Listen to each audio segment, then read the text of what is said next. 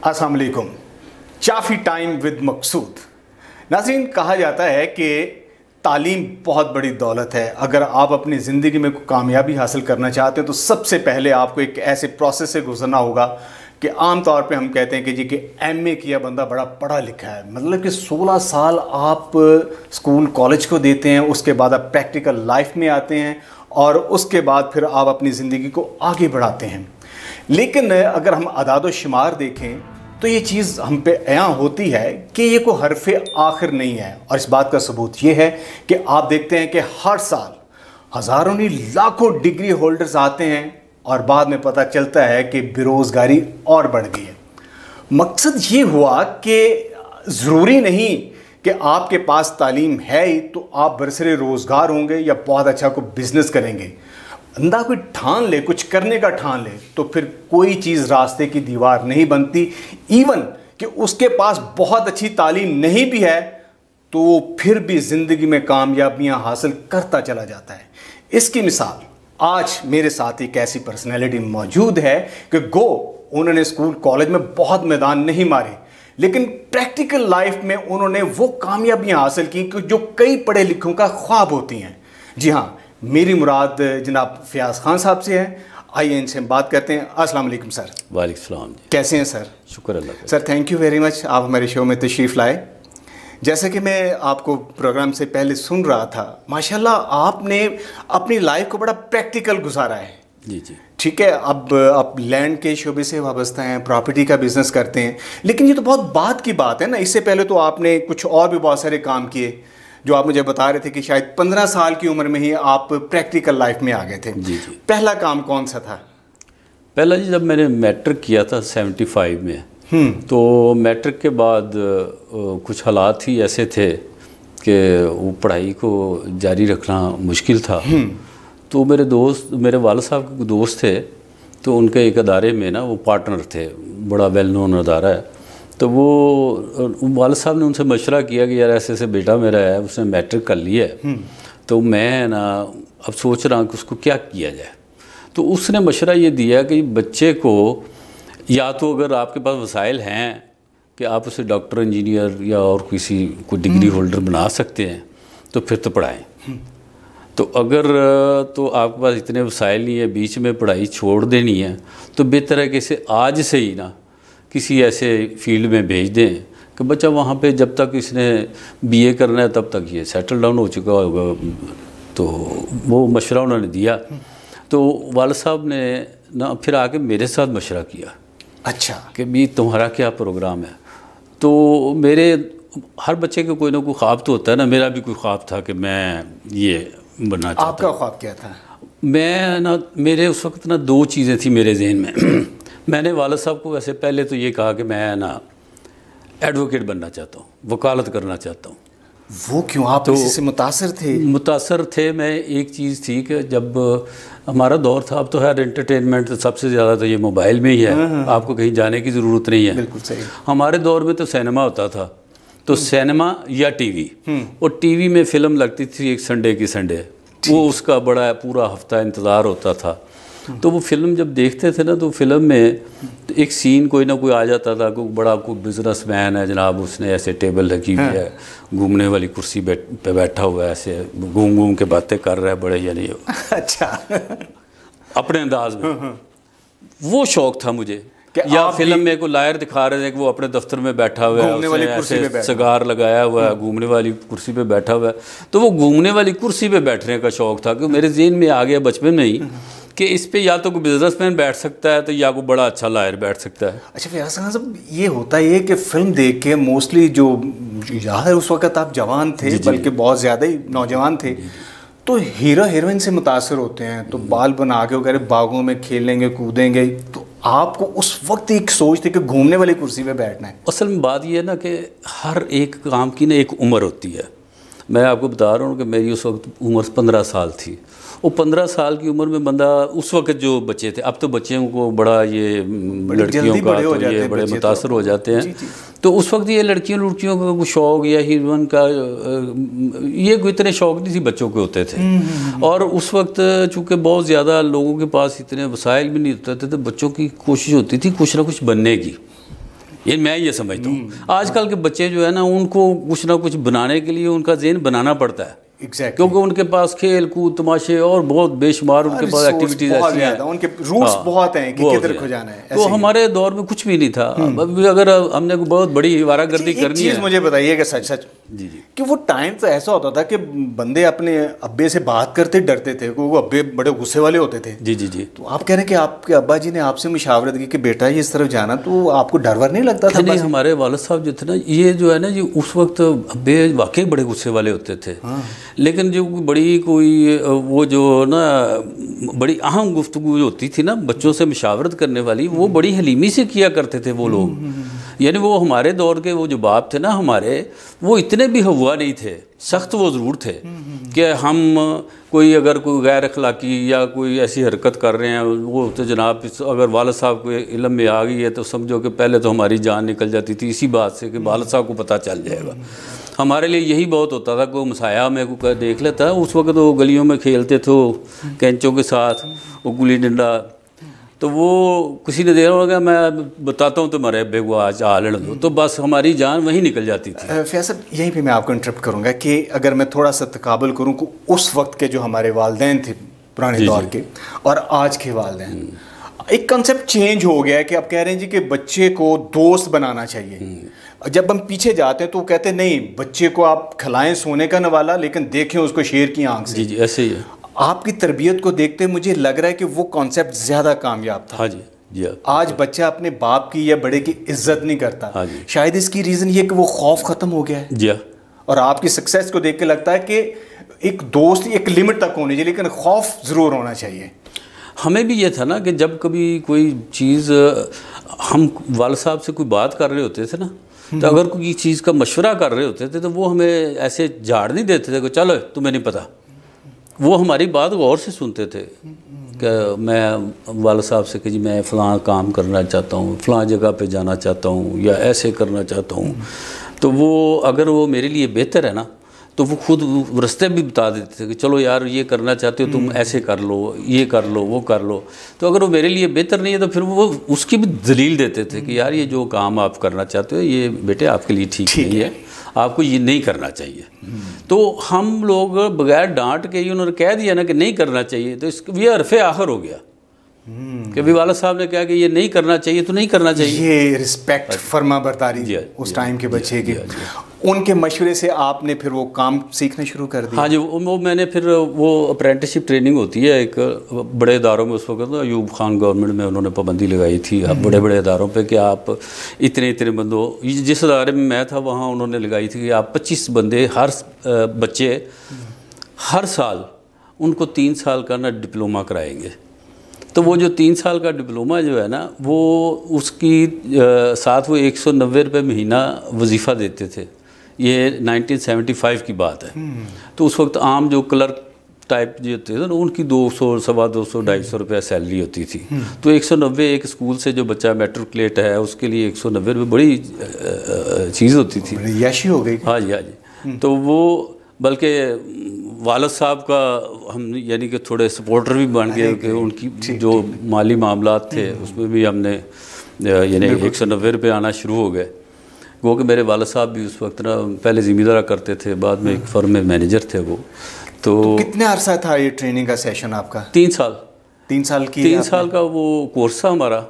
تو وہ جو گورنمنٹ نے جو پابندی لگائی ہوئی تھی, ادارے 3 سال ہمارے اوپر پیسے خرچ کرتے تھے کیونکہ وہ جو پڑھاتے تھے پروفیسرز کی سیلریز ہمیں اسٹیشنری وہاں سے ملتی تھی, پریکٹیکل کے لیے سامان وہاں سے ملتا تھا, تھریٹیکل کا بھی ٹوٹل سامان ہمیں وہاں سے ملتا تھا.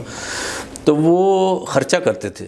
تو اس کے اگینسٹ پھر وہ انہوں نے 2 سال کا ہم سے بانڈ بھروایا ہوا تھا کہ 2 سال ہم 3 سال کے بعد 2 سال ہم پابند ہیں ان کی مرضی کی سیلری پہ ان کے پاس کام کرنے کے. ٹھیک. تو وہ پھر 3 سال میں نے کورس کیا, پھر اس کے بعد 2 سال وہاں پہ نوکری کی, ان کے جو سیلری وہ دیتے تھے. تو اس کے بعد پھر وہ تب ان کی سیلری آپ کی کیا انہوں نے لگائی؟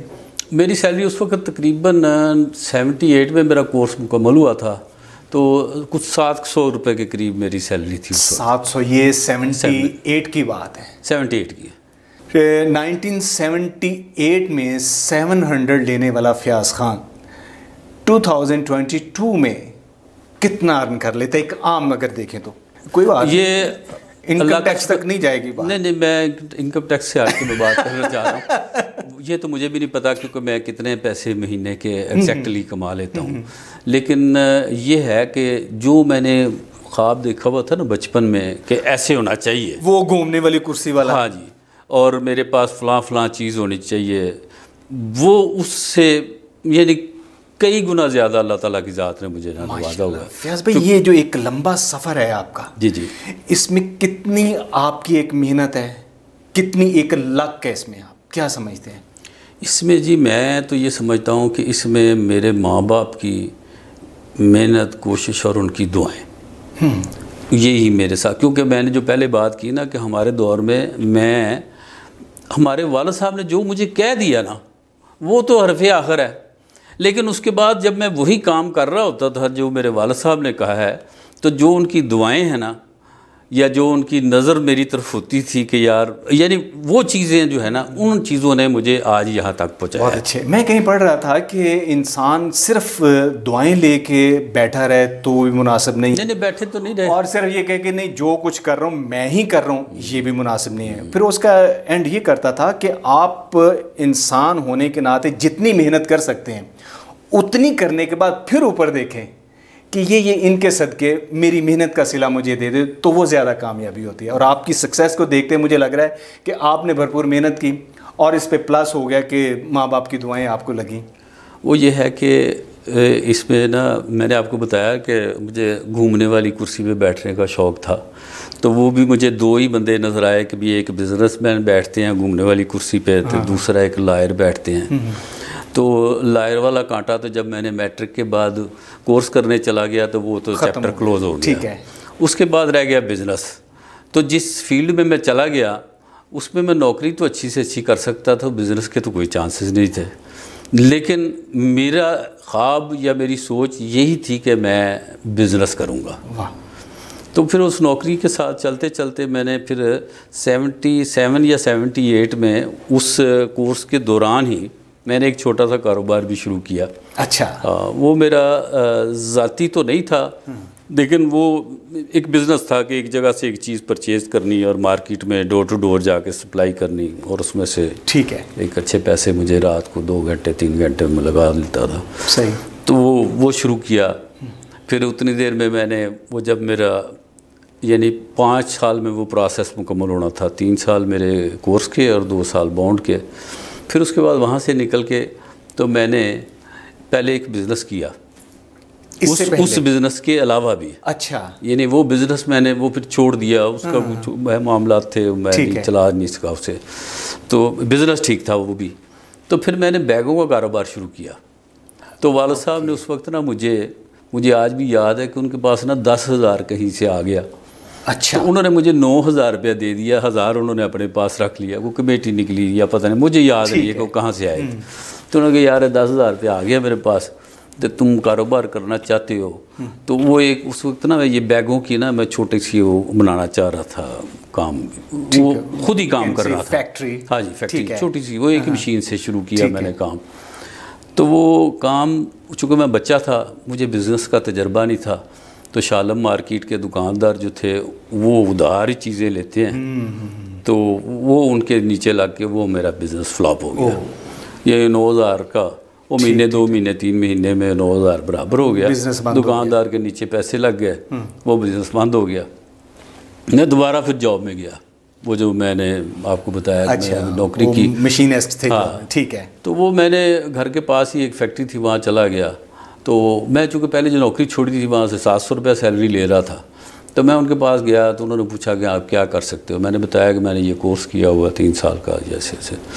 تو انہوں نے کہا سیلری کتنی لوگے؟ میں کہ سیلری مجھے 700 ملتی تھی, اگر اس سے زیادہ ملے گی تو میں آپ کے پاس آ جاؤں گا. انہوں نے مجھے نا 1,200 روپیہ سیلری لگا دی. تو وہ جو کام میں کر رہا تھا نا اس میں 1,200 روپیہ سیلری ایک ہیلپر کی سیلری تھی. تو میں تو ایک کوالیفائڈ بندہ تھا. تو میری جب انہوں نے کام شروع ہوا, کچھ کام تھے بیچ میں, پڑھائی لکھائی کی بھی انوالومنٹ تھی, تو میرے سے پہلے جو سینئرز تھے جن کی اچھی سیلریز تھی, تو میں ان سے نا بہتر کام کر رہا تھا. تو وہ پہلا مہینہ مجھے سیلری 1200 روپے نہیں ملی پہلے مہینے بھی. کیوں؟ پہلے مہینے بھی نا انہوں نے مجھے دیکھ لیا نا، جو مالکان تھے اور جو ہمارے فورمینز وغیرہ تھے، انہوں نے کہا یار یہ بچہ تو بہت یعنی کہ ٹیلنٹڈ بچہ ہے یہ. تو میں نے کئی کام بھی کیے جن کی اب تفصیل میں نہیں جا سکتا.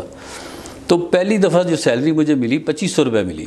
واہ. یعنی 1200 روپے ڈیسائیڈڈ تھی، ملی 2500. ملی 2500. یہ 80 کی بات ہے. ٹھیک ہے. تو وہ میں بڑا خوش ہو گیا یار. 80 میں 2500 روپے آج بھی اس وقت عام بندے کی سیلری 500 600 700 روپیہ سیلری ہوتی تھی. عام بندے مجھے 2500 روپے مل رہے تھے. تو لیکن وہ کچھ ٹائم کے بعد ہی مجھے پتہ چل گیا کہ یہ جو سیلری میں لے رہا ہوں جس کام کی یہ تو بہت کم ہے. میرے ساتھ جو بندے کام کرتے ہیں جو بیچارے روزانہ مجھ سے پوچھ کے چلتے ہیں کہ یار یہ کیسے کرنا ہے یہ کیسے کرنا ہے. میری باپ کے عمر کے لوگ تھے جن کو 25 سال ہو گئے سے کام کر رہے ہوئے. تو میری سیلری ان سے کم تھی، ان کی تو بہت زیادہ سیلری تھی. پھر ایک وقت آیا کہ پھر وہ سارے جو تھے وہ میرے شاگرد بنے. تو پھر وہ نوکری میں بھی میں جیسے یہاں پہ لوگ وزٹ پہ جاتے ہیں نا ڈاکٹرز وغیرہ، وہاں پہ میں پھر فیکٹریوں میں وزٹ پہ جاتا تھا. تو میں پر وزٹ اس وقت 2500 روپے لیتا تھا. آپ کے خیال میں اس وقت حساب سے بہت اچھی سیلری مل رہی تھی؟ جی جی جی. پھر آپ جاب سے کیوں کنارہ کش ہوئے؟ وہ میرا شوق ہی نہیں تھا. مینس کہ کہہ سکتے کہ مجبوری کے عالم میں؟ وہ مجبوری، یہ ضرورت تھی نا کہ گھر میں نظام چلانا تھا، والد صاحب کو سپورٹ کرنا تھا. کیسے کوئٹ کیا؟ چھوڑی کیسے؟ پھر چھوڑی ایسے کہ پھر میں نے وہ جو کاروبار میں نے پہلے کیا تھا نا بیگز والا وہ مجھے اندازہ ہو گیا تھا کہ میں فلاپ کیوں ہوا ہوں. بچہ تھا، مجھے اتنی سمجھ ہی نہیں تھی کہ بھی ایک چیز کیش پہ بکنے والی ہے، میں ادھار دے کے آ رہا ہوں.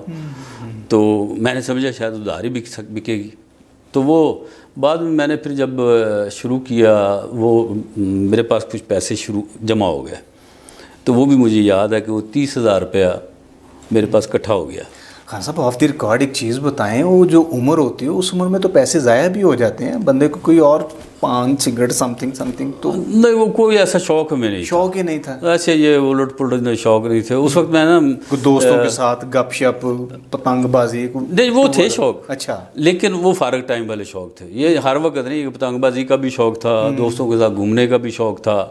والد صاحب سے کوئی مہینے میں 1 یا 2 دفعہ اجازت مل جاتی تھی فلم دیکھنے کی. اس وقت سینما میں ہوتا تھا کہ سینما وہ بڑا ایک بہت بڑی انٹرٹینمنٹ ہوتی تھی. تو اس بزنس سے جی مجھے اندازہ تھا کہ میں کیوں فلاپ ہوا تھا. تو میں نے پھر وہ دوبارہ پھر شروع کیا اس بزنس کو. اور پھر اللہ کا شکر ہے کہ میرے پاس اس وقت 10-12 ملازم کام کرتے تھے. ٹھیک. تو وہ چل رہا تھا. وہ چلتے چلتے بس ایسے اتفاق تھا کہ میرے والد صاحب کے دوست تھے کہ وہ پراپرٹی کا کاروبار کرتے تھے. تو وہ نا والد صاحب کو انہوں نے 1-2 دفعہ نا کام تھا، کام کے سلسلے میں والد صاحب چلے گئے. تو وہ منٹگمری روڈ پہ نا ایک پلازے کی کوئی چھوٹی دکانیں تھیں تو وہ بیچ رہے تھے.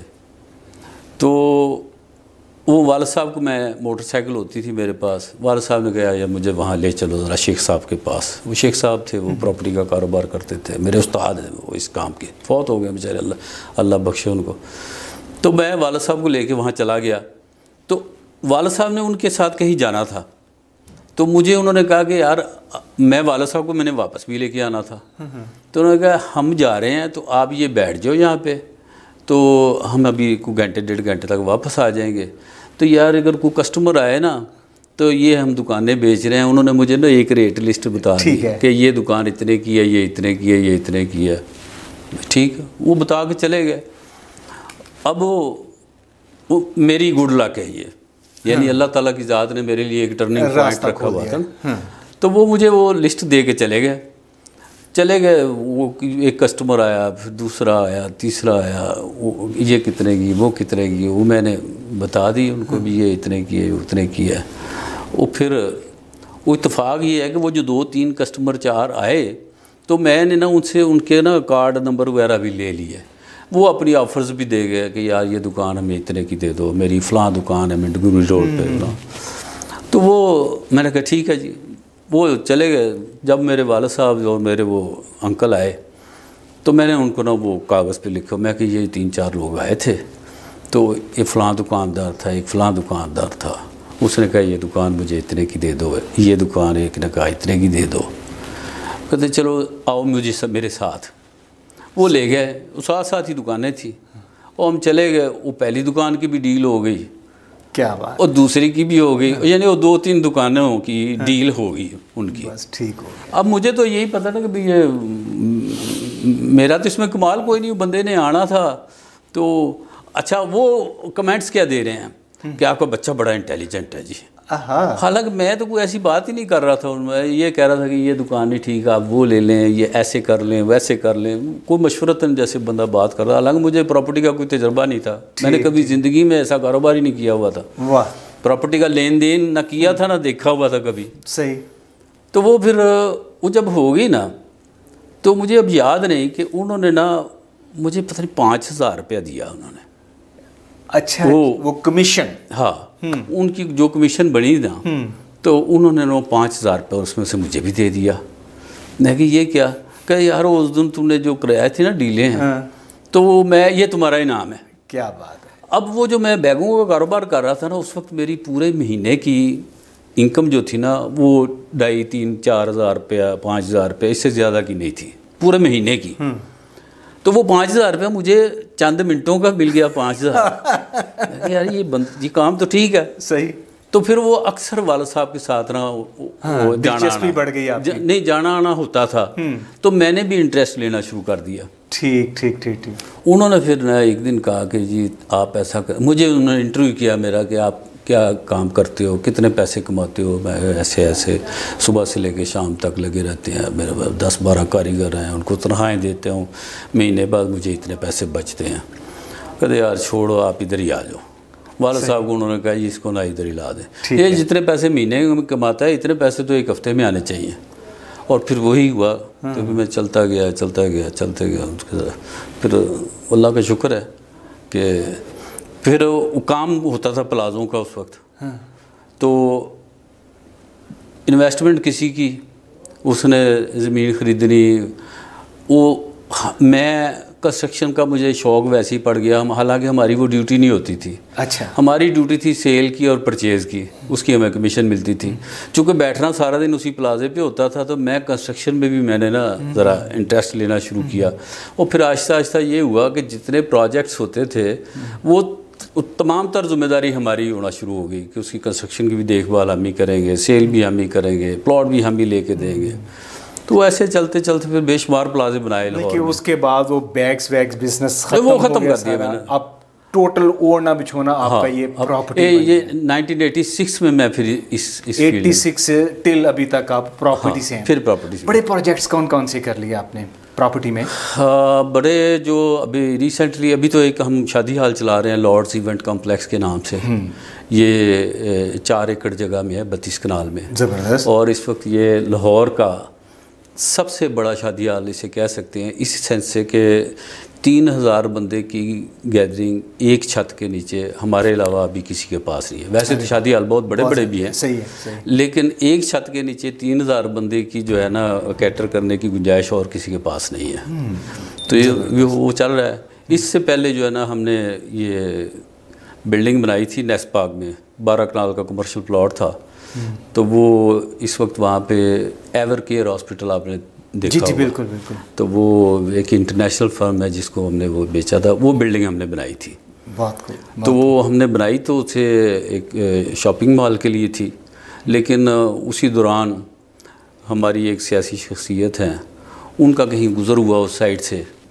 تو کے الیکٹرک اس وقت بک رہی تھی کراچی والی, تو اس کو ابراج گروپ والے چلا رہے ایگزیکٹلی. تو وہ پیسے نکال کے لے کے جا رہے تھے باہر.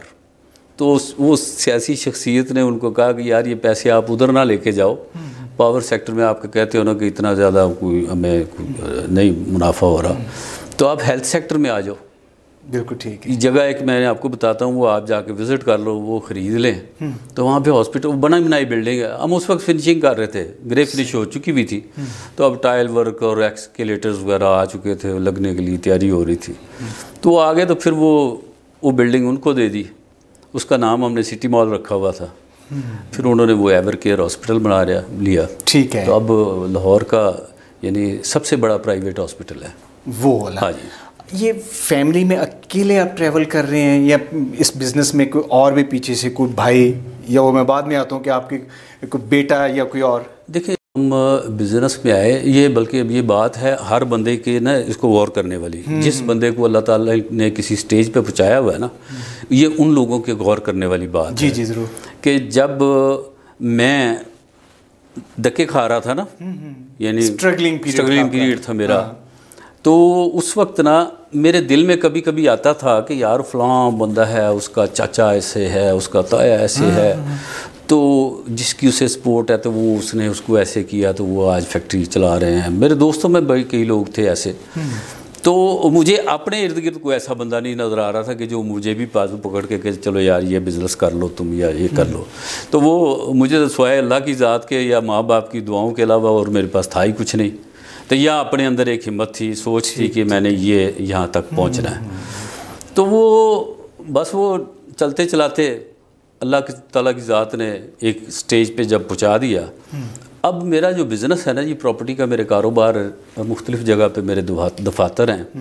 میرے دفتر میں نے سوائے آفس بوائے یا ریسیپشنسٹ کے یا گارڈز کے علاوہ کوئی بندہ میں باہر کا ملازم نہیں رکھتا ہوں۔ میرے بھائی، میرے بھتیجے، میرے بھانجے، میرے دوست، میرے دوستوں کے بچے، یعنی ساری ٹیم جو ہے نا میری، وہ سارے اپنے ہیں۔ کیا بات ہے! اور میں نے پھر یہ تیار کر لیا کہ بھی اب میں نے جو اب اللہ تعالیٰ کی ذات نے مجھے اس سٹیج پہ پہنچا دیا ہے جو میں بچپن میں سوچتا تھا کہ یار کوئی میرا بھی ایسے ہوتا تھا میں، تو اب میں ان کے لیے وہ ہوں کہ میں اپنی فیملی میں الحمدللہ ہر ایک کو ساتھ لے کے چل رہا ہوں۔ بہت اچھے۔ پراپرٹی کی فیلڈ میں کوئی آپ کا رول ماڈل کہ جس سے آپ بہت متاثر ہوں یا چاہیں کہ یار کہ میں بھی اس ٹارگٹ کو ہٹ کروں گا؟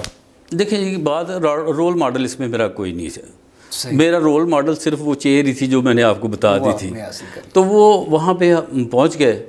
اس کے بعد جو ہے نا، اس سے آگے قدرت تو مہربانی کر رہی ہے، لیکن میں کافی سالوں سے 2004-05 کے بعد سے نا میں یہ نیت کی ہوئی ہے کہ جو بھی میری کمائی ہے نا وہ میری لیے نہیں ہے، وہ میرے نیئرسٹ اینڈ ڈیئرسٹ کے لیے ہی ہے۔ تو اللہ کا شکر ہے کہ میں اسی پہ لگا ہوا ہوں۔ میرا رول ماڈل یہی ہے کہ میرے جو دائیں بائیں والے لوگ ہیں نا، وہ مجھے اپنے والی سٹیج پہ کھڑے ہوتے نظر آئیں۔ بہت بس یہی ہے۔ اچھی کام ہمارے ہاں ایک یہ بھی پرسیپشن ہے، یا میرا خیال بات حقیقت بھی ہے کہ جب کوئی انسان ان اسٹرگل پیریڈ ہوتا ہے تو وہ رشتہ دار تھوڑا سا کتراتے ہیں۔ جی جی۔ پھر ایک سٹیج آتی ہے کہ وہ حسد کرنے لگ جاتے ہیں۔ جی جی۔ پھر ایک سٹیج آتی ہے کہ وہ فخر کرنے لگ جاتے ہیں، خود بتاتے، پراؤڈ فیل کرتے ہیں کہ وہ ہمارا رشتہ دار ہے۔ جی جی جی۔ آپ ان تینوں سٹیجوں سے گزرے پھر؟ ہاں جی۔ تو آپ کیا محسوس کرتے ہیں؟ اب وہ سٹیج پہ ہوں جو آخری کا ذکر آپ نے کیا ہے کہ لوگ فخر محسوس کرتے ہیں۔ تو دل میں کبھی کوئی بات آئی کہ یار ان لوگوں نے میرے ساتھ یہ کیا تھا؟ نہیں، وہ اب وہ لوگ مجھ سے کافی، جن سے میں توقعات رکھتا تھا کہ یار یہ میرے ساتھ ایسے کر سکتا ہے، تو انہوں نے تو نہیں مجھے سپورٹ کیا، لیکن میں آج انہیں سپورٹ کر رہا ہوں۔ زبردست کوئی نوجوانوں کے لیے، بیکاز کہ آپ کی میں ساری لائف جو دیکھ رہا ہوں، ایک چیز مجھے بڑی خوبصورت نظر آ رہی ہے آپ کہ آپ فوکسڈ رہے ہیں اپنی لائف میں کہ یار یہ میں نے کرنا ہے، آپ نے رائٹ لیفٹ نہیں جھانکا اور آپ سکسیزفل ہو گئے ہیں۔ کوئی نوجوانوں کو کوئی پیغام دینا چاہیں گے آپ؟ یہ ہے جی کہ تعلیم جو ہے نا جی، تعلیم بڑی اچھی چیز ہے۔ یعنی میں سمجھتا ہوں کہ جن لوگوں کے پاس، بچوں کے پاس وسائل ہیں، ماں باپ ہیں، ان کو تو اپنا ٹائم بالکل ویسٹ نہیں کرنا چاہیے اور انہیں تعلیم پہ توجہ دینی چاہیے، لیکن تعلیم کے ساتھ ساتھ انہیں نا کچھ بننے کی نا سوچ بھی ساتھ ساتھ ڈیولپ کرنی چاہیے۔ اور جن لوگوں کے پاس ایسے وسائل نہیں ہیں نا، تو پھر وہ ادھر ادھر دیکھنے کی بجائے نا جہاں سے شروع ہوتا ہے نا وہیں سے شروع لے لیں، کیونکہ میں نے دیکھا ہے آج کل کے نوجوان جو ہے نا، ان کے ذہن میں یہی ہے کہ میں پہلے دن نکلوں تو میں بزنس پہ بیٹھ جاؤں جا کے، کسی کو کاروبار ہو۔ بچوں کو میں دیکھتا ہوں فیملی میں، کوئی بچہ چھوٹا ہوتا ہے اسے کہتے ہیں کہ یار کچھ کرو، پڑھو لکھو، یا وہ کہتا ہے جی مجھے کچھ کرا دو آپ تو میں کر لوں گا۔ یہ سوچ نہیں ہونی چاہیے کہ مجھے آپ کرا دیں میں کر لوں گا، خود کرنے کی سوچ ہونی چاہیے۔ اور جب آپ خود کریں گے تو پھر برکت تو اللہ تعالیٰ کی ذات نے ڈالنی ہے، تو اللہ تعالیٰ اسباب بھی بنا دے گا کہ کوئی آپ کا بازو پکڑنے والا بھی آ جائے گا، اور کچھ نہیں تو اللہ تعالیٰ کی ذات تو ہے نا جی۔ آپ محنت کریں گے، نیک نیتی سے محنت کریں، محنت کسی کی رائے گاہ نہیں جاتی۔ بہت ایسا بہت شکریہ.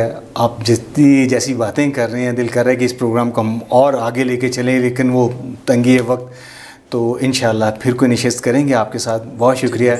ناظرین, کہا جاتا ہے کہ انسان جب کسی کام کی نیت کر لیتا ہے اور جس کی نیت کرتا ہے اس پہ من تن سے وہ کوشاں ہو جاتا ہے, تو کائنات کی جتنی طاقتیں ہیں وہ اس کے ساتھ شامل حال ہو جاتی ہیں. آپ نیگیٹو سوچتے ہیں تو طاقتیں آپ کو نیگیٹو کی طرح لے جانے شروع ہو جاتی ہیں. آپ پازیٹیو کا سوچتے ہیں, وہ طاقتیں آپ کو پازیٹیو کی طرح لے کے جانا شروع ہو جاتی ہیں.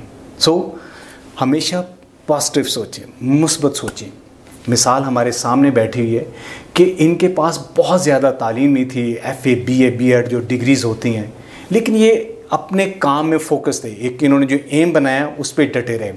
ایک اور بڑی خوبصورت بات کی انہوں نے فیاض صاحب نے کہ ان کو کوئی سپورٹ نہیں تھی رشتہ داروں کی یا کسی سیاسی بندے کی یا کسی دوست احباب کی. اپنی محنت پہ بھروسہ کیا, والدین کی عزت رسپیکٹ کے ساتھ چلے, مینس کہ ان کی گائیڈ لائن لیتے رہے, لیکن دن رات محنت کی. اور ماشاءاللہ 500 روپیہ مہینہ لینے والے آج ماشاءاللہ اس قابل ہو گئے کہ اپنے کئی رشتہ داروں کو انہوں نے اپنے ہاں ملازمت دی ہوئی ہے. تو میں سمجھتا ہوں کہ آپ بھی اگر چاہتے ہیں کہ زندگی کو کامیاب بنانا ہے, فوکسڈ ہوں اور ادھر ادھر دیکھنے کے بجائے اپنی محنت پہ بھروسہ کریں, اور دوسرے تیسروں سے دعائیں لینے کے بجائے جو گھر میں بابا بی بی بیٹھے ہیں آپ کے والدین, ان کی دعائیں لے کے چلیں, کامیابی آپ کے قدم چومے گی. Thank you very much. السلام علیکم.